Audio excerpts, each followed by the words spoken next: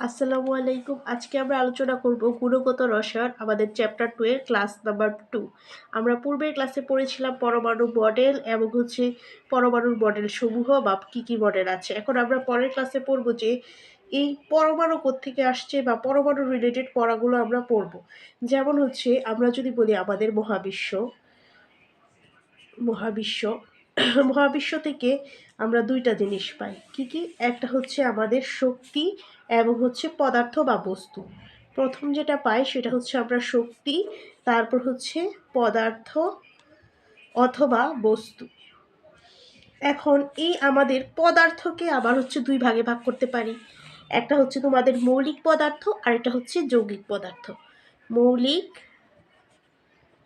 পদার্থ, তারপর যৌগিক পদার্থ।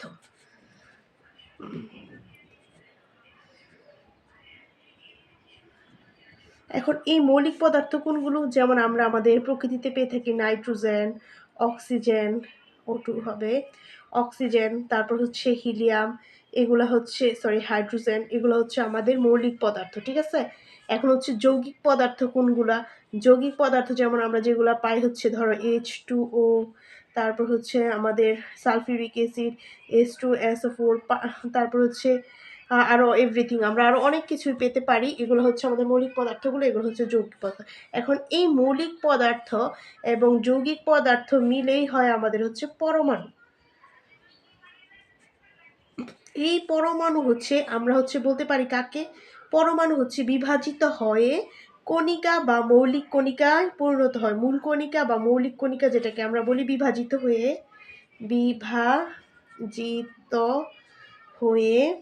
তোমার মৌলিক কণিকা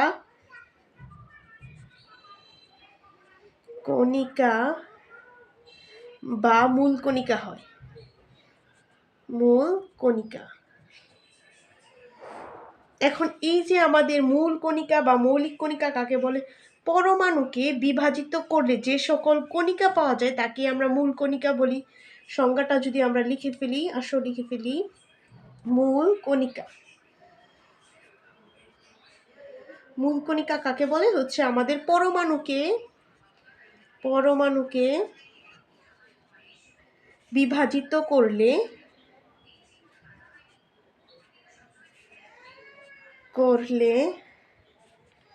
যে সকল কণিকা পাওয়া যায়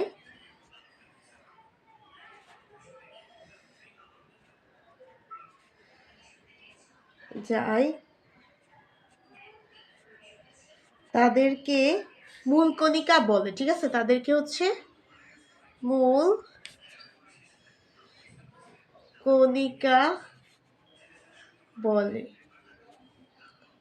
অথবা দিয়ে আমরা লিখতে পারি আবার, অথবা সংজ্ঞাটা আমরা অন্যভাবেও বলতে পারি যে সকল কণিকা দ্বারা পরমাণু গঠিত হয় তাদেরকেও আমরা বলতে পারি। যেমন কি, যে সকল কণিকা দ্বারা পরমাণু গঠিত হয়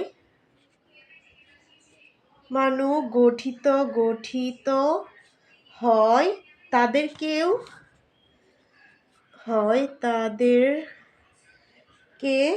মূল কণিকা বলে। মূল কণিকা বলে। ঠিক আছে, আমাদের কণিকা সম্পর্কে ক্লিয়ার। মূল কণিকা। এখন আমরা পড়বো কি এই মূল কণিকার শ্রেণী বিভাগ। এটাকে আমরা 3টা শ্রেণীতে ভাগ করতে পারি, বলতে পারি 3 প্রকার। যথা আমাদের স্থায়ী কণিকা, অস্থায়ী কণিকা আর কম্পোজিট কণিকা। আমাদের 3 প্রকারটা আমরা এইভাবে লিখি। স্থায়ী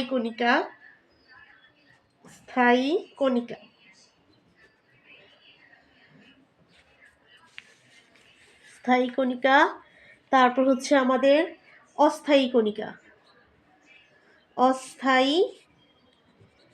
কণিকা এবং কম্পোজিট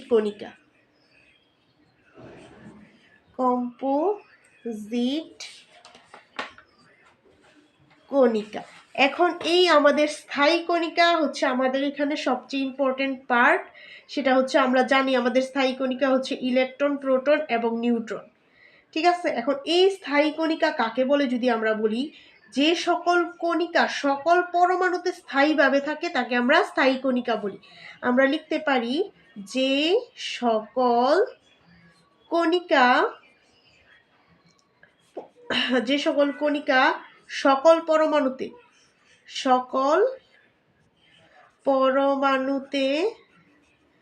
স্থায়ীভাবে থাকে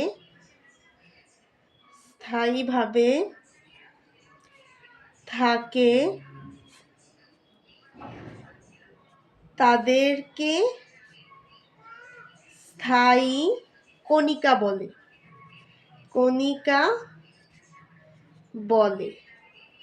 এখন আমরা পড়ব অস্থায়ী কণিকা কাকে বলে। অস্থায়ী কণিকা আমরা বুঝতেই পারছি যে সকল কণিকা কিছু কিছু পরমাণুতে অস্থায়ীভাবে থাকে তাদেরকে অস্থায়ী কণিকা বলে। খুব ইজি, সংজ্ঞাগুলা খুব ইজি, আশা করি খুব ভালো করেই পারবা তোমরা। যে হচ্ছে আমরা লিখব যে সকল কণিকা কিছু কিছু পরমাণুতে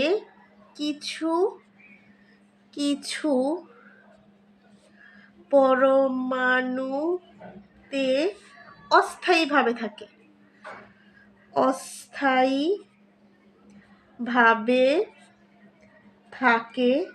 তাদেরকে অস্থায়ী কণিকা বলে।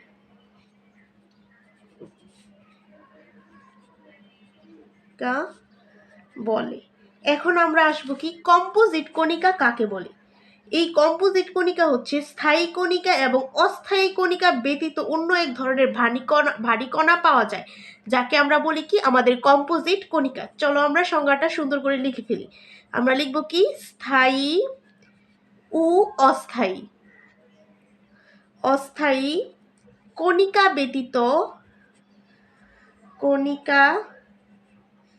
ব্যতীত এক ধরনের ভারী কণা পাওয়া যায়।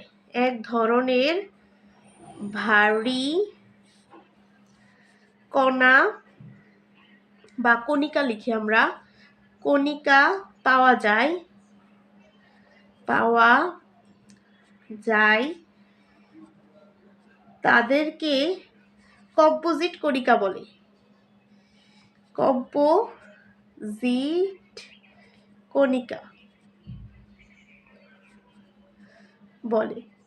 এখন হচ্ছে আমরা পড়বো কি এগুলার উদাহরণগুলা পড়বো। আশা করি সংজ্ঞাগুলা তোমরা খুব সহজেই পারবে। এখন হচ্ছে আমরা পড়েছিলাম হচ্ছে স্থায়ী কণিকা যেটা পরমাণুতে স্থায়ীভাবে থাকে।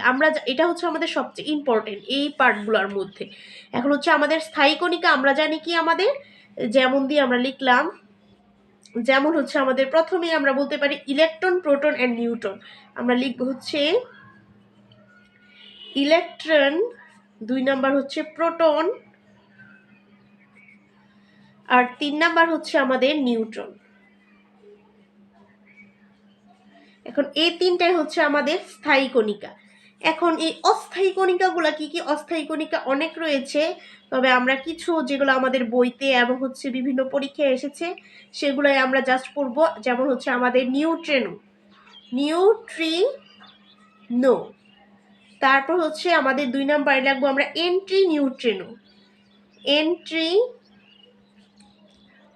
নিউট্রিনো, তারপর আমরা 3 নাম্বারে লিখতে পারি মেসন, তারপর হচ্ছে আমরা 4 নাম্বারে লিখতে পারি হচ্ছে মিউন, তারপর হচ্ছে 5 নাম্বারে লিখবো আমরা পাইউন। এখানেই 6টা আমরা লিখে ফেলি। 6 নাম্বারে আমরা লিখবো পজিট্রন। 7 নাম্বার হচ্ছে আমরা লিখবো হচ্ছে গ্যাভিট্রন, ইত্যাদি লিখে দিলাম ইত্যাদি। এছাড়াও আরো অনেক রয়েছে, বাট আমাদের বইতে এবং হচ্ছে বিভিন্ন পরীক্ষায় আসা এই উদাহরণগুলোর মধ্যে থেকে আসছে। আশা করি এতটুকু পড়লেই কমন পড়বে তোমাদের। এখন হচ্ছে আমরা কম্পোজিট কণিকার উদাহরণগুলো পড়বো যেমন হচ্ছে আমাদের 1 নাম্বারে আমরা বলতে পারি কি আলফা কণা এন্ড হচ্ছে ডিউটেরন কণা। আলফা কণা, তারপর হচ্ছে 2 নাম্বার হচ্ছে আমাদের ডিউটেরন কণা।